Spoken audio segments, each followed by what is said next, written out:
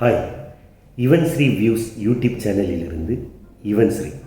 2024 நடைபெறவிருக்கும் குரு பெயர்ச்சி மகர ராசிக்காரர்களுக்கு என்ன மாதிரியான பலனை கொடுக்கும் அப்படிங்கிறது தான் இந்த வீடியோவில் நாம் பார்க்க போகிறோம். மகர ராசிக்கு இது நாள் வரைக்கும் 4ல் இருந்த குரு இப்போ 5ஆம் வீட்டுக்கு பெயர்ச்சி ஆகிறாரு. 5ஆம் வீடுங்கிறது ரிஷபராசி.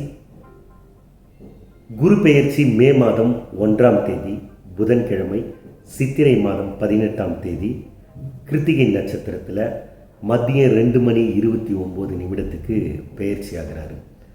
இந்த 5ஆம் இடத்துக்கு பெயர்ச்சி ஆகிற குரு உங்களுக்கு என்ன விதமான மாற்றத்தை தருவார் அப்படிங்கிறது தான் இந்த வீடியோவில் நாம் பார்க்க போகிறோம். இந்த வீடியோவில் நிறைய நல்ல விஷயங்கள் தான் சொல்ல போகிறோம். ஏன்னா இது நாள் வரைக்கும் உங்களுக்கு 7.5 சனி நடந்துகிட்டு இருந்தது. இப்போ 7.5 சனி முடிகிற காலகட்டம் உங்களுக்கு வந்துட்டதுனால இப்போ நடக்கிற இந்த குரு பெயர்ச்சி உங்களுக்கு நன்மையை தர குரு பெயர்ச்சியாக இருக்கும். 5ஆம் வீட்டில் உட்கார்ற குரு அங்கிருந்து தன்னுடைய 5ஆம் பார்வையாக உங்கள் ராசிக்கு 9ஆம் இடத்தை பார்க்க போகிறாரு. அடுத்து தன்னுடைய 7ஆம் பார்வையாக உங்கள் ராசிக்கு 11ஆம் வீட்டை பார்ப்பார். அடுத்து தன்னுடைய 9ஆம் பார்வையாக உங்கள் ராசியே மகர ராசியே பார்க்க போகிறார்.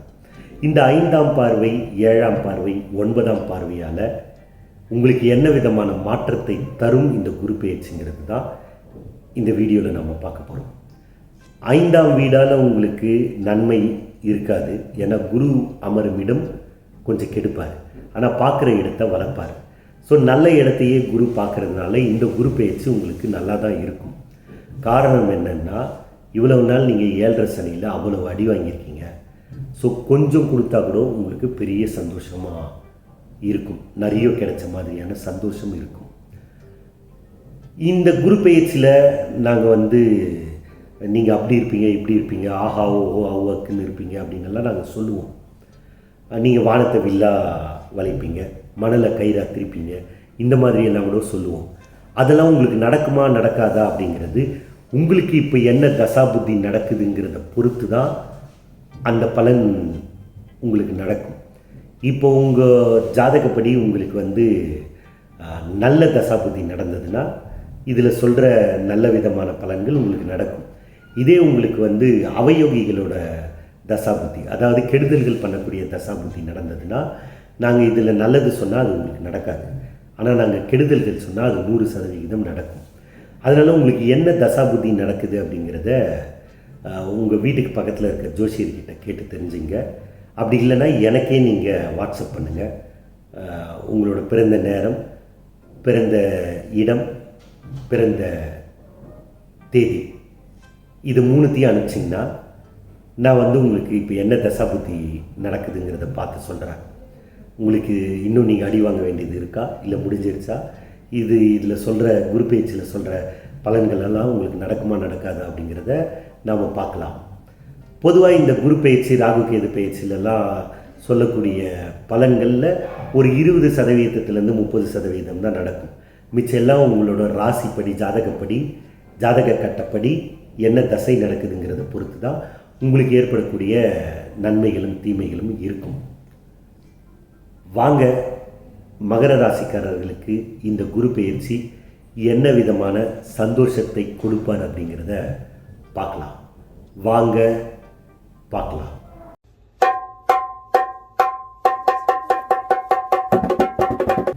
மகர ராசிக்காரர்களுக்கு 2024 ஏற்படும் குரு பெயர்ச்சி நல்ல மாற்றத்தை தரக்கூடிய குரு பெயர்ச்சியாகவே இருக்கும். உங்களுக்கு இது நாள் வரைக்கும் நீங்கள் ரொம்ப கஷ்டப்பட்டுட்டு இருக்கீங்க. காரணம் என்னென்னா, உங்களுக்கு ஜென்ம சனி நடந்துகிட்ருக்கு.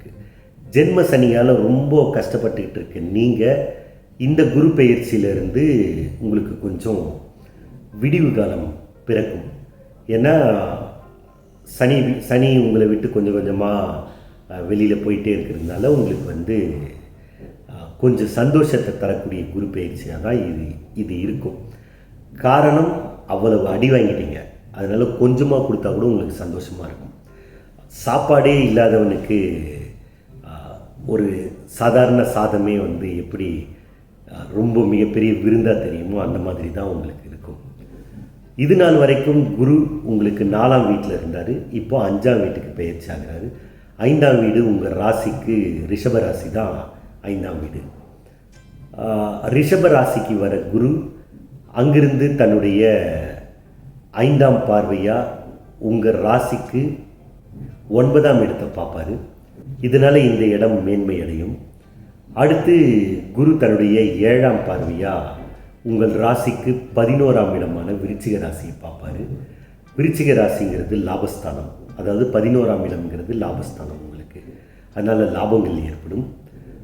அடுத்து குரு தன்னுடைய 9ஆம் பார்வையாக உங்கள் ராசியே பார்ப்பார், மகர ராசியே, அதாவது 1ஆம் வீடு. 1ஆம் வீட்டை குரு பார்க்குறதுனால உங்களுக்கு தன்னம்பிக்கை அதிகரிக்கும். இதெல்லாம் இந்த காலகட்டத்தில் இந்த வீடுகள் எல்லாம், அதாவது 9ஆம் வீடு, 11ஆம் வீடு, 1ஆம் வீடு, இதெல்லாம் குரு பார்க்க மேன்மை அடையும். பொதுவாக குரு பார்க்குற இடமெல்லாம் மேன்மை அடையும். குரு அமரும் இடம் கொஞ்சம் கெடும். அப்படி பார்த்தா உங்கள் ராசிக்கு 5ஆம் வீட்டில் உட்கார்ற குரு உங்களுக்கு கொஞ்சம் பிரச்சனையை தருவார். 5ஆம் வீடு குழந்தை ஸ்தானமும் 5ஆம் வீடு தான். குழந்தைகளால் உங்களுக்கு மன வருத்தங்கள் ஏற்படும். குழந்தைகளோட நடவடிக்கைகளை நீங்கள் கொஞ்சம் கூர்ந்து கவனிக்கிற மாதிரி இருக்கும். குழந்தைகள் என்ன செய்கிறாங்க, என்ன படிக்கிறாங்க அப்படிங்கிறத கொஞ்சம் அக்கறை எடுத்து பாருங்கள். இதிலெல்லாம் உங்களுக்கு பிரச்சனை வர்றதுக்கான வாய்ப்புகள் உண்டு. அவங்களோட படிப்பு மேலே கொஞ்சம் அக்கறையோடு இருங்க. இதை தவிர மிச்சம் எல்லாமே மகர ராசிக்காரர்களுக்கு நன்மை தான். ஏன்னா 5லேருந்து தன்னுடைய 5ஆம் பார்வையாக குரு உங்கள் வீட்டுக்கு 9ஆம் இடத்தை பார்க்கறதுனால உங்களுக்கு பாக்கியம் அதிகரிக்கும். தந்தை வீடும் 9ஆம் வீடு தான். தந்தையால் அனுகூலம், தந்தையால் வருமானம், தந்தையிடம் சந்தோஷம். இது நாள் வரைக்கும் நீங்கள் தந்தைக்கிட்ட கருத்து வேறுபாடு இருந்ததுன்னா அந்த கருத்து வேறுபாடெல்லாம் இனி உங்களுக்கு நீங்கும். அப்பா மேலே ஒரு சண்டை, அப்பா சொல்கிறது பிடிக்காமல் இருக்கிறது, அப்பாவை பார்த்தவே எரிஞ்சு விடுறது, இதெல்லாம் இப்போது மாறும். இதுக்கு மேலே உங்களுக்கு மாறும். அவரு என்ன சொல்கிறாருன்னு ஒரு முறை கேட்டுடலாம், அப்பா சொல்கிறத ஒரு முறை கேட்கலாமே அப்படின்னு தோணும். அப்பா சொல்கிறது கரெக்டாக இருக்கும் அப்படிங்கிறது தோணும். அதே மாதிரி அப்பாவால் உங்களுக்கு வருமானம் அதிகரிக்கும். அப்பாவோட சொத்து ஏதாவது இருந்ததுன்னா அந்த சொத்துக்கள் வர்றதுக்கான வாய்ப்புகள் உண்டு. இது குரு 5ஆம் பார்வையாக இந்த 9ஆம் வீடை பார்க்கறதுனால ஏற்படக்கூடிய மாற்றம். அடுத்து குரு தன்னுடைய 7ஆம் பார்வையாக 11ஆம் இடத்தை பார்ப்பார். 11ஆம் இடம்ங்கிறது லாபஸ்தானம். லாபம் ஏற்படும். உங்களுக்கு இந்த காலகட்டத்தில் எல்லாத்துலேயுமே லாபம் ஏற்படும். நீங்கள் என்ன பண்ணாலும் உங்களுக்கு லாபம் இருக்கும். அதாவது நீங்கள் பேசுனீங்கன்னா கூட அதனால் கூட உங்களுக்கு லாபம் இருக்கும்.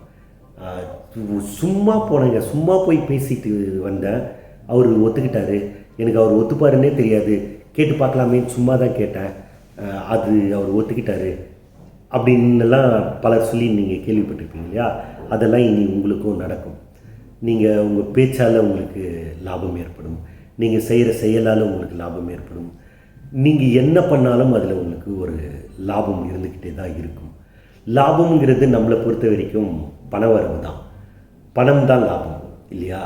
லாபத்துக்கு பல அர்த்தங்கள் இருந்தாலும் நம்ம இந்த காலகட்டத்தில் நம்ம பெருசாக எடுத்துக்கிறது பணம் தான். ஸோ பணம் இருக்கும் அப்படின்னாவே சந்தோஷம் அதிகமாக தானே இருக்கும். உங்கள் தேவைகள் எல்லாம் பூர்த்தியாகும். இது நாள் வரைக்கும் உங்களுக்கு இருந்து வந்த பிரச்சனைகள் எல்லாம் உங்களுக்கு நீங்கும். வேலையில் உங்களுக்கு நன்மை ஏற்படும். வேலையில் நீங்கள் சொல்கிறத காது கொடுத்து கேட்பாங்க. வேலையில் சில நேரத்தில் மனக்கசப்பான சம்பவங்கள் நடந்தாலும் நீங்கள் சொன்னீங்கன்னா, நீங்கள் பேசுனீங்கன்னா அதை அவங்க புரிஞ்சுப்பாங்க. புரிஞ்சு அவங்க அதெல்லாம் ஒத்துப்பாங்க. தொழிலில் உங்களுக்கு லாபம் ஏற்படும். தொழிலில் முன்னேற்றம் ஏற்படும். குரு தன்னுடைய 9ஆம் பார்வையாக உங்கள் ராசியை, மகர ராசியை பார்க்கறதுனால என்ன விதமான மாற்றம் ஏற்படும் அப்படின்னா, உங்களுக்கு தன்னம்பிக்கை அதிகரிக்கும், விடாமுயற்சி அதிகரிக்கும். எதையும் ஒரு முறை பார்த்துருவோம், என்ன தான் நடக்குதுன்னு பார்த்துருவோம் அப்படிங்கிற துணிவு ஏற்படும். தோற்ற பொலிவு ஏற்படும். அப்படியே பார்க்குறதுக்கு அழகாக இருப்பீங்க. நல்ல உடை போடுவீங்க. நல்ல உடை, நல்ல பேச்சு, நல்ல வசீகரமான முகம், இதெல்லாம் இந்த காலகட்டத்தில் உங்களுக்கு ஏற்படும். பார்க்கும்போதே உங்களை பார்க்குறவங்க வந்து சந்தோஷமாக பார்ப்பாங்க. பேசுனா நீங்கள் பேசுகிறத சந்தோஷமாக கேட்பாங்க. எல்லாமே ஏன்னா இது நாள் வரைக்கும் நமக்கு இப்படியெல்லாம் இல்லை, இப்போ என்னாச்சுன்னே தெரில, இப்படியெல்லாம் நடக்குது அப்படின்னு உங்களுக்கே ஆச்சரியமாக இருக்கும். அந்த மாதிரியான மாற்றங்கள் இருக்கும். காரணம் என்னன்னா 7 வருஷம் நீங்கள் வாங்கின அடி அந்த மாதிரி. அதனால் கொஞ்சம் கொடுத்தா கூட உங்களுக்கு வந்து அப்படியே பெருசாக தெரியுது. இதெல்லாம் வந்து உங்களுக்கு இதுக்கு மேலே ஏற்படும். மொத்தத்தில் மகர ராசிக்காரர்களுக்கு சந்தோஷம் அதிகரிக்கக்கூடிய குரு பெயர்ச்சி தான் இந்த குரு பெயர்ச்சி. இந்த காலகட்டத்தில் திருமணம் நடைபெறுமானா திருமணம் நடைபெறும். குழந்தை பாக்கியம் ஏற்படுமா அப்படின்னா குழந்தை பாக்கியம் ஏற்படும். அதெல்லாம் வந்து காமனாக எல்லா வருஷமும் நடக்கும். நீங்கள் 7.5 சனியில் அடி வாங்கிட்டு இருக்கும்போதும் சிலருக்கு நடந்திருக்கும். அது இந்த குரு பெயர்ச்சியாலேயோ இல்லை ராகு கேது பெயர்ச்சியாலோ நடக்கிற மாற்றம் கிடையாது.